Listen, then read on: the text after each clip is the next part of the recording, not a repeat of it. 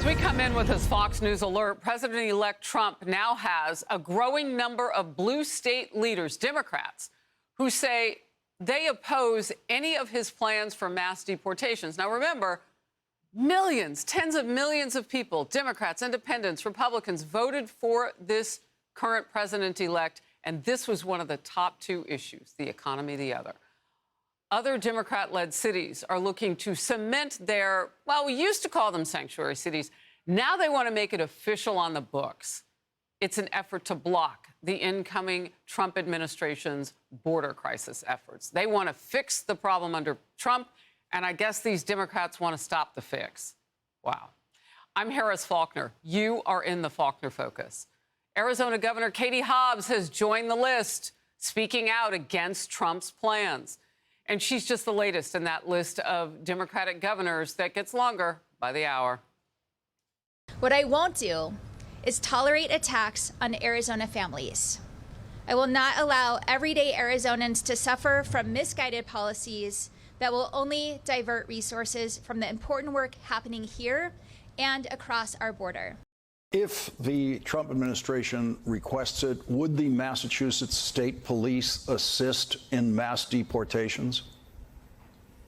No, absolutely not. There's been some talk about using other states' National Guard, red state National Guards to somehow come into a blue state and try and enforce these new Stephen Miller-inspired rules.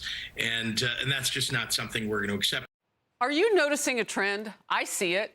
You don't hear those leaders talking about the almost incalculable amount of fentanyl that continues to come across the border, much of it into Arizona, crossing over Nogales, and into the rest of the country. Yeah, they don't talk about that.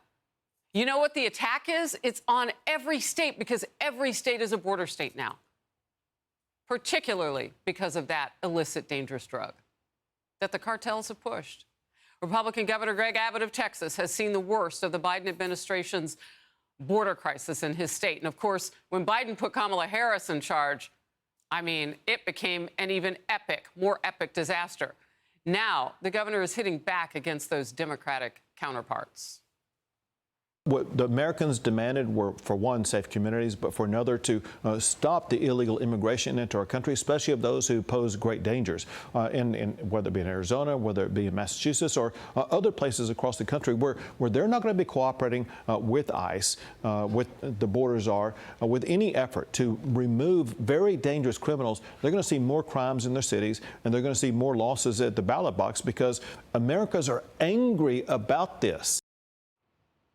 In Los Angeles, the city council voted unanimously to adopt a sanctuary city ordinance that would block any cooperation with Trump's deportation plan. One California mayor is fighting for the opposite. Mayor Will O'Neill of Newport Beach, California, is really angry at California Governor Gavin Newsom. He joined me here on The Focus yesterday. He's hot over those sanctuary cities and states. Let's watch. No way to vet them. And people have forgotten, even Nancy Pelosi's husband, Paul Pelosi, was attacked by someone who was in the country illegally. One of the problems we have here in California is when they use the word sanctuary state, it's a cute phrase that they're trying to evoke peace. But the truth is, illegal immigration means we don't know who's coming in. We don't know when. We don't know what they're doing. It's not just illegal. It's dangerous. It's not peaceful. It's destructive. And voters in California have shown their disgust with feeling unsafe. They are getting altitude sickness from this ivory tower that they're sitting in up there. And so one of the biggest problems we have is we have got to bring this back down. We have got to have grounded, good sense public policy in our cities. And California's sanctuary state policy is the exact opposite of that. And he's in cobalt blue California. Imagine that. National correspondent Jeff Paul is in Los Angeles. Look, when you hear that mayor calling for common sense, I mean, you know that Trump has the mandate on this issue. Jeff.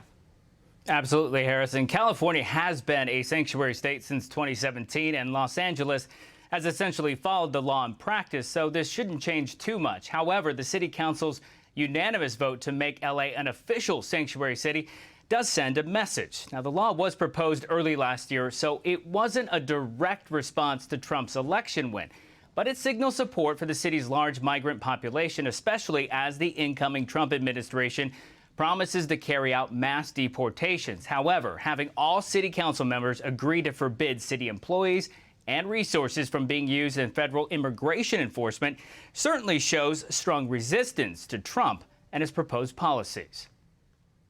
If we know anything about the person who just won the election, we know that their bark is their bark, and their bark matches their bite. Given the re-election of Donald Trump and the consistent hate speech towards undocumented people and mixed status families, I can't think of a more pressing issue than this one today.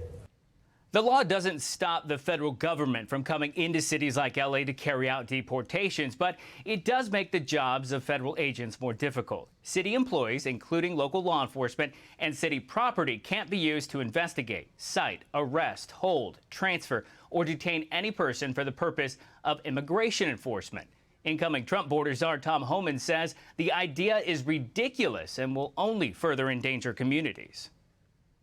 If they don't help us get the hell out of the way, we're going to do it. If I got to send twice the amount of resources to that city, that's what we're going to do. If they would give us access to the jail, that would mean less agents in the community. For them pushing back and not letting us in the jail, it just means more agents are going to be in the community, so they're hurting themselves. The LA School Board, which oversees the nation's second largest school system, passed similar resolutions declaring itself both a sanctuary for immigrants and the LGBTQ+ community. Governor Gavin Newsom has already called a special legislative session to Trump-proof California laws. Harris? Wow. Well, I hope they can figure out how to protect their citizens, though. Jeff Paul, thank you. And we have additional alarming information now that has just come out about the surge of unaccompanied and missing migrant children. These are children who've come in under the Biden-Harris administration, and the number continues to grow.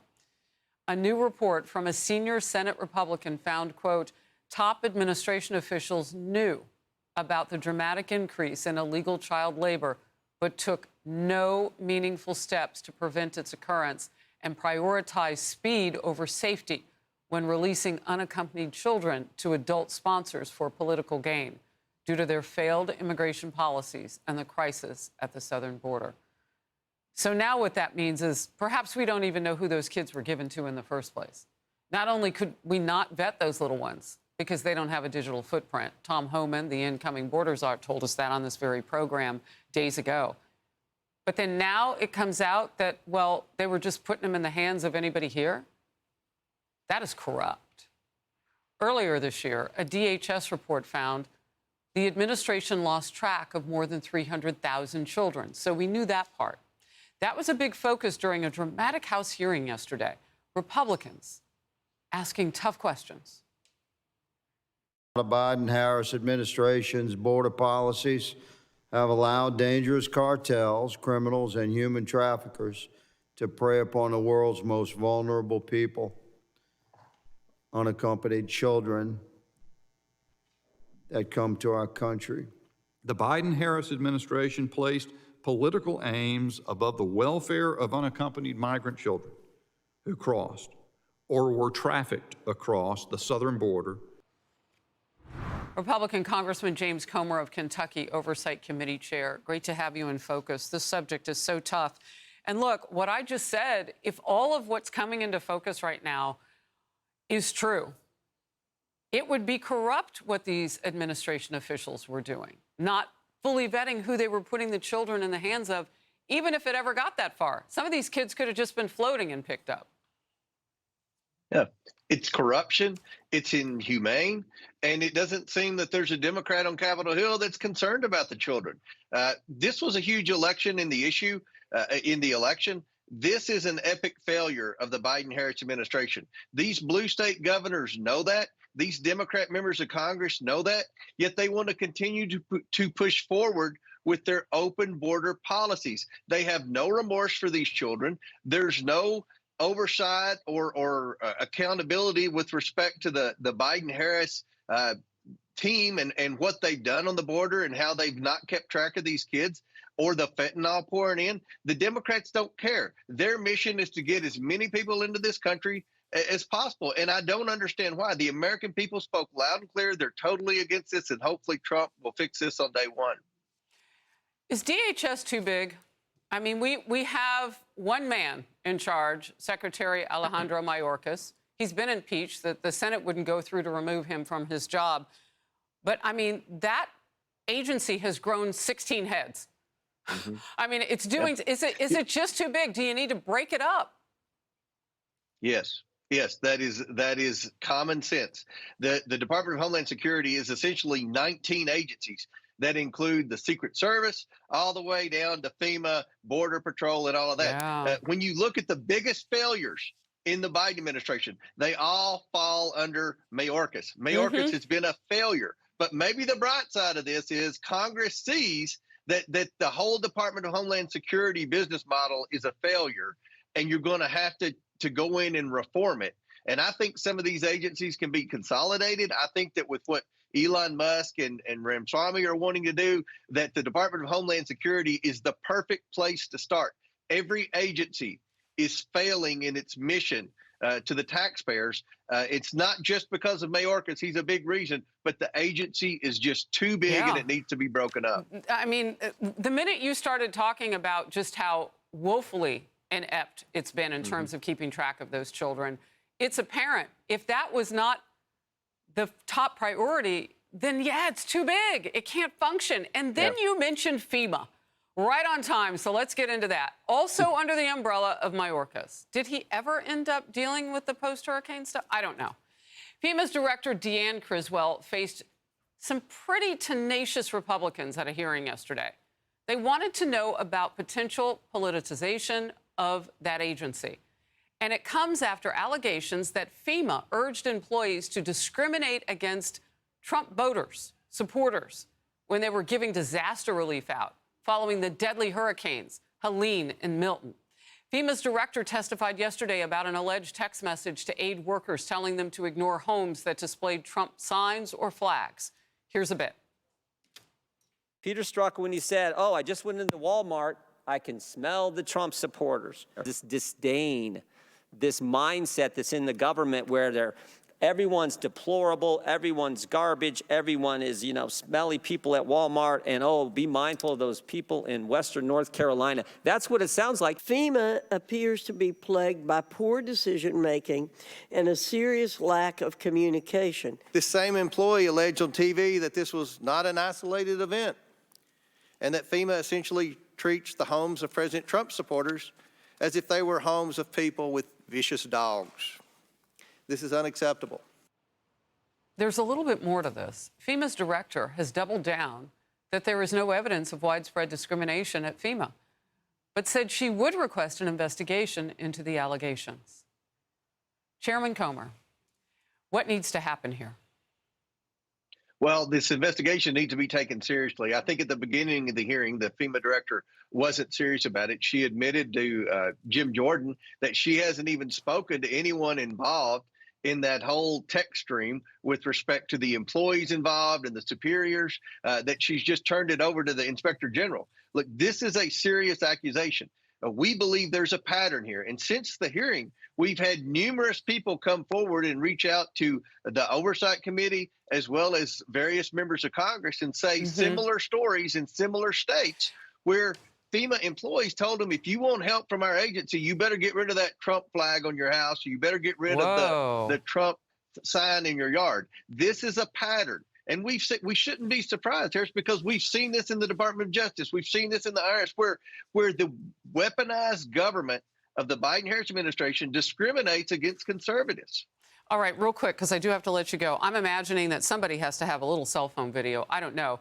But as that one woman first spoke up, and now you have others, whistleblower protection, that's what I want to ask about quickly. When and how does that kick into gear? Yeah, well, we're taking whistleblowers very seriously. We're trying to protect them. It's unfortunate what happened with the IRS whistleblowers from the IRS with the Hunter Biden laptop. They were retaliated against. I hope President Trump goes in and fires everyone that's retaliated against whistleblowers. We want to create an environment where whistleblowers come forward and they will be protected. And that's my promise to any whistleblowers out there. We will protect you. Come forward, because we're trying to reform this government. That's what the American people expect. And that's what a House Republican majority will do. Well, I tell you, FEMA, wow, you got to take another look at that, too, all under that DHS. Absolutely. We will watch what happens. And, Chairman, it's a pleasure to have you in focus. Thank you. Thank you. Hey everyone, I'm Emily Campagno. Catch me and my co-hosts Harris Faulkner and Kaylee McEnany on Outnumbered every weekday at 12 p.m. Eastern, or set your DVR. Also, don't forget to subscribe to the Fox News YouTube page for daily highlights.